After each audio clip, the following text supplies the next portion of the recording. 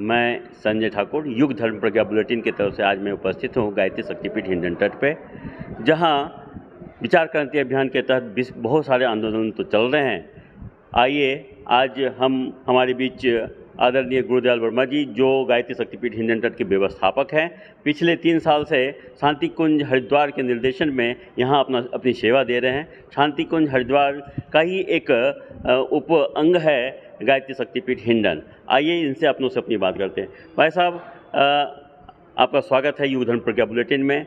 मैं आपसे जानना चाहता हूं कि ये गाजियाबाद जो है दिल्ली का एनसीआर क्षेत्र में आता है, और जैसा मुझे मालूम है कि अभी दिल्ली में 251 कुंड यज्ञ होना है, और 2026 में माता जी का शताब्दी वर्ष मनेगा, अखंड दीपक का भी मनेगा, अखंड ज्योति की भी मनेगी। तो ये सब की थोड़ी जानकारी मुझे चाहिए ताकि आम जनता को पता चल सके कि गायत्री परिवार, गायत्री मिशन क्या कर रहा है। अभी कलश यात्रा भी चल रही है, तो थोड़ी एक संक्षिप्त जानकारी दें ताकि लोगों में एक जागृति आए। बोली गायत्री माता की जय। मैं गुरुदयाल वर्मा, व्यवस्थापक गायत्री शक्तिपीठ हिंडन। अभी 20 नवंबर से 24 नवंबर 251 कुंडीय गायत्री महायज्ञ दिल्ली में होने जा रहा है।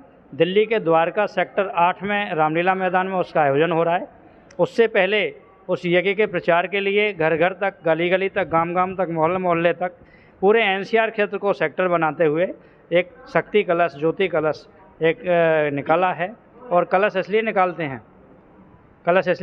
हैं कि कलश ब्रह्मांड की एक धुरी है। पूरा ब्रह्मांड पदार्थों से बना हुआ है, कलश भी पदार्थों से बना होता है।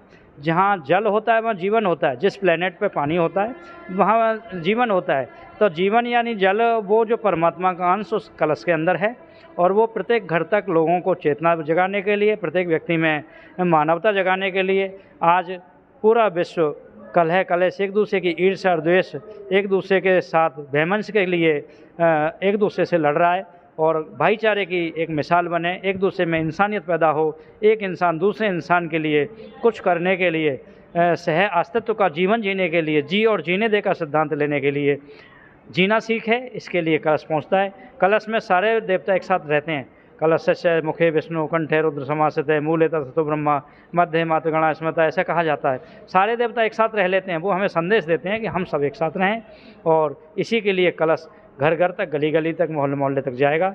और 20 तारीख को जो कलश यात्रा निकलेगी उसमें जाकर के ये कलश यात्रा में निकलेगा। और कलश यात्रा निकल जाने के बाद में वहाँ एक कलश मंच के बीच में, मंच पर स्थापित होगा। दूसरा कलश सर्वभद्र यंत्र के बीच में यज्ञशाला के मध्य में स्थापित होता है, जहाँ 33 देवताओं का एक साथ पूजन होता है, 33 कोटि देवताओं का पूजन होता है, वहाँ वो विराजमान रहता है। यही शक्ति कलश ज्योति कलश के रूप में 2026 तक चलेगा। शांति कुंज अभी निकाला है, नवंबर में हमारे यहाँ आ जाएगा। और पूरे 2026 तक प्रत्येक गांव तक पंडित श्री राम शर्माचार्य का संदेश, जियो और जीने दे का संदेश, हम बदलेंगे योग बदलेगा, हम सुधरेंगे योग सुधरेगा संदेश प्रत्येक व्यक्ति तक पहुंचाने के लिए ये ज्योति कलश 2026 तक चलेगा। भाई साहब, एक मन में प्रश्न आ रहा है जी कि हाँ, पूरे विश्व में जी आप देख रहे हैं कि नरसंहार चल रहा है। एक शक्तिशाली शक्ति जो है अपने वर्चस्व की लड़ाई के लिए पूरे विश्व में तांडव मचा रहा है। एक देश दूसरे देश से युद्ध कर रहे हैं, और आज एक दूसरे के दुश्मन बने हुए हैं। ऐसे में भारत में जो ये गायत्री परिवार का अभियान चल रहा है, ये कितना लाभप्रद होगा? क्या इसमें युवा को अच्छे विचार उत्पन्न हो पाएंगे? क्या विश्व में शांति हो पाएगी? क्या गायत्री परिवार का जो उद्देश्य है 21वीं सदी उज्ज्वल भविष्य, 24 साल निकल गए, उज्ज्वल भविष्य तो दिख नहीं रहा है। आपका क्या कहना है? जब भी कोई विघ्न पैदा होता है या संकट होते हैं, युद्ध होता है, आक्रमण होता है, भुखमरी होती है, या अनास्था के संकट के कारण होता है, व्यक्ति के विचारों में दूषितता आ जाने के वजह से ये सब कुछ हो रहा है। और हम जो जप कर रहे हैं, यज्ञ कर रहे हैं, तप कर रहे हैं, उस यज्ञ तप और जप से विचारों में परिष्कार होगा। और जब विचारों का परिवर्तन ब्रह्मांड में होगा, सूक्ष्म जगत में होगा, तो स्थूल जगत में अपने आप ही परिवर्तन होता हुआ चला जाता है। जिस व्यक्ति के जैसे विचार होते हैं वो वैसा ही जीवन जीता है। इसलिए हम संपूर्ण सूक्ष्म जगत के विचारों को परिवर्तन करने के लिए ये अभियान चला रहे हैं। और जब सूक्ष्म जगत का परिवर्तन होगा तो आपने देखा है, पहले राजाओं का राज था, लेकिन एक व्यक्ति ने प्रजातंत्र बनाया, प्रजातंत्र की पुस्तक लिखी और विचारों में परिवर्तन किया। आज पूरे विश्व में प्रजातंत्र पहुंच गया। जब राजा कोई नहीं मानता था कि प्रजातंत्र धरती पर आएगा और जनता शासन करेगी, ऐसा संभव ही नहीं होए, लेकिन आज मान रहे हैं। इसी तरह से रंग भेद नीति थी, एक बाबा टाम की कुटिया लिखी गई, एक व्यक्ति ने लिखी, गांव गांव तक हर व्यक्ति ने पढ़ी, पढ़ने के बाद में आज उसी काला राष्ट्रपति बना, उसी देश में बना जहां रंग भेद की नीति होती, गुलाम बनाए जाते थे। इसलिए विचारों की ताकत जरूर धरती पर सूक्ष्म जगत में परिवर्तन हो चुका है गुरुदेव की शक्ति के द्वारा, और स्थूल जगत में जरूर परिवर्तन होगा। व्यक्तियों के विचार बदलेंगे, विचार बदलेंगे तो व्यवस्था अपने आप समाप्त हो जाएगी, भाईचारा बनेगा, बढ़ेगा, सह अस्तित्व का जीवन हर व्यक्ति जीने के लिए तैयार होगा, प्रकृति तैयार है। फिर यज्ञ की क्या भूमिका है, यज्ञ का क्या महत्व है? यज्ञ विश्व ब्रह्मांड की धुरी होती है। जैसे पिरामिड में उल्टा वो होता है कुंड, पिरामिड किसी भी चीज़ को रखने के लिए लंबी अवधि तक स्टोरेज करने के लिए एक पॉइंट होता है, लेकिन यज्ञ कुंड उल्टा पिरामिड होता है, नीचे से सकड़ा ऊपर चौड़ा होता है। पूरे ब्रह्मांड में जैसे पिरामिड में शक्ति होती है, मुर्दा हजारों सालों तक जीवित रहता है, इसी तरह जो ब्रह्मांड में सूक्ष्म जगत में मौजूद है वो हजारों सालों तक नीचे सकड़ा होता है, जी हाँ, नीचे चौड़ा होता है। जी हाँ, जी हाँ। और यज्ञ कुंड नीचे सकड़ा होता है, ऊपर चौड़ा होता है, यानी पिरामिड का अपोजिट काम करता है। पिरामिड सुनिश्चित करता है और यज्ञ कुंड विस्तारित करता है। ऊपर सूक्ष्म जगत में जो परिवर्तन हो चुका है उसको नीचे के धरातल पर सूक्ष्म जगत में उसका परिवर्तन करने का काम सिर्फ यज्ञ कर सकता है। आज चूंकि दिल्ली एनसीआर एक राजनीति का हब भी है और बहुत सारे विद्यार्थी पूरे देश से कोने कोने से यहाँ आते हैं, तो वह यज्ञ का वैज्ञानिक तत्व जो होता है, उसकी पद्धति है, वैज्ञानिक महत्व के बारे में युवाओं को कैसे समझाएंगे आप? युवाओं के लिए यज्ञ का महत्व हम बायोलॉजी और उनके जो सोशलॉजी केमिस्ट्री के भाषा समझते हैं, इसलिए सीधा सा सिद्धांत है, जैसे ही यज्ञ में ही नहीं, अग्नि में जैसे ही कुछ डाला जाता है तो उसमें से जो बाहर निकलती है उस गैस को हम कार्बन डाइऑक्साइड कहते हैं, और वो कार्बन डाइऑक्साइड जैसे ही बाहर निकलती है तुरंत ही पेड़ पौधे उससे ऑब्जर्व कर लेते हैं, और पेड़ पौधे जैसे ही ऑब्जर्व करते हैं उसको ऑक्सीजन के रूप में परिवर्तित कर देते हैं। तो हम यज्ञ नहीं कर रहे, एक हॉस्पिटल खोल रहे हैं या ऑक्सीजन वितरण कर रहे हैं।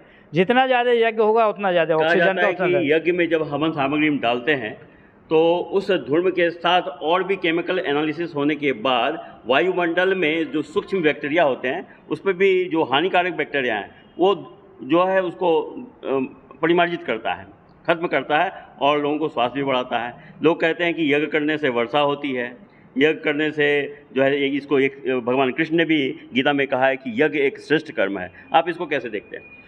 यज्ञ के लिए अभी फ्रांस के वैज्ञानिक टेले ने एक परिभाषा जागृत की है और नेट पर उपलब्ध है, आप उसमें सर्च कीजिए, देखिए। उसमें स्पष्ट बताया है कि हम केवल ऑक्सीजन से ही जिंदा नहीं है, यज्ञ का प्रभाव उस क्षेत्र में करने के बाद में प्रकृति पर और भूमि पर, मृदा और जल, भूमि और जल दोनों इतने संरक्षित हो गए 3 महीने तक उसका प्रभाव नापा जा सकता है। वैज्ञानिक मशीनरियों ने उनको नापा है। भूमि उर्वरा हो जाती है, अन्न में वृद्धि हो जाती है, अन्न के अंदर वो तत्व पाए जाते हैं जो रोग निरोधक क्षमता को विकसित करते हैं, और ये यज्ञ से ही पैदा हो सकता है। यज्ञ से पर्जन्य पैदा होता है, यज्ञ अन्नाद भवन्ति भूतानि, यज्ञ पर्जन्याद संभवा, और यज्ञ से पर्जन्य पैदा होता है। इस पर्जन्य से सृष्टि में आमूलचूल परिवर्तन होता है। आप अभी बता रहे थे कि शांति कुंज का जो उद्देश्य है, व्यक्ति में देवत्व का उदय, धरती पर स्वर्ग का अवतर, विचार क्रांति अभियान, इसमें जो कलश का जो वैज्ञानिक तत्व है उसका जो आकार होता है कलश घट के रूप में होता है। कहा जाता है यथा ब्रह्मांड तथा पिंडे, जैसा इस ब्रह्मांड में वैसा पिंड में है, तो कलश की व्याख्या भी शायद इस तरह का कुछ है क्या? जी हाँ, हमारे यहाँ भारत में कलश नहीं, लोटा के रूप में ही उपयोग था। फ्रांसीसी जब आए थे, पुर्तगाली जब आए भारत में, तब ये गिलास का जन्म हुआ है।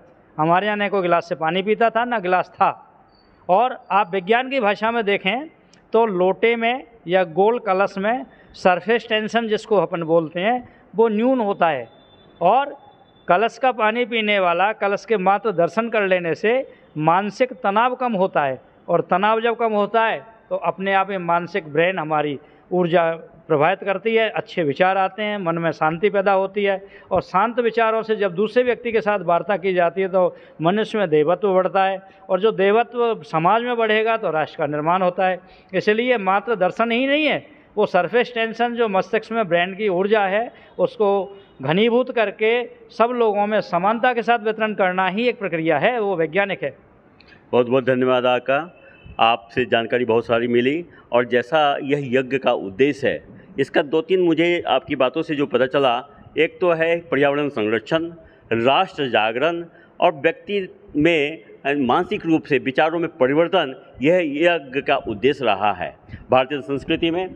और अपने मिशन का जो उद्देश्य रहा है विचार क्रांति अभियान, यदि व्यक्ति का मन पुरस्कृत होगा, विचार पुरस्कृत होंगे, तभी उसका व्यक्तित्व का में निखार आएगा। और परम पूज्य गुरुदेव का जो उद्देश्य है, व्यक्ति में देवत्व का उदय, धरती पर स्वर्ग का अवतरण, और ये उपासना, साधना, आराधना वैचारिक क्रांति के माध्यम से संभव है। हम आज बुद्धिजीवी तो हैं, अपनी बुद्धि के बल पे अपने हम भौतिक पदार्थ की उपार्जन तो कर रहे हैं, लेकिन हम अपने मानसिक और आध्यात्मिक स्तर का विकास नहीं कर पा रहे हैं। यदि हमें वास्तविक रूप से यदि हमें अपने जगत गुरु बनना है, आध्यात्मिक जीवन को जीना है, निश्चित रूप से हमें अपने मानसिक और आध्यात्मिक जीवन जीना पड़ेगा। अध्यात्म आत्म पुरस्कार की साधना का ही नाम अध्यात्म है। आदरणीय भाई साहब ने बहुत ही अच्छे ढंग से कलश की व्याख्या की, यज्ञ का उद्देश्य बताया, मिशन का उद्देश्य बताया। आपको बहुत बहुत धन्यवाद, सभी को प्रणाम।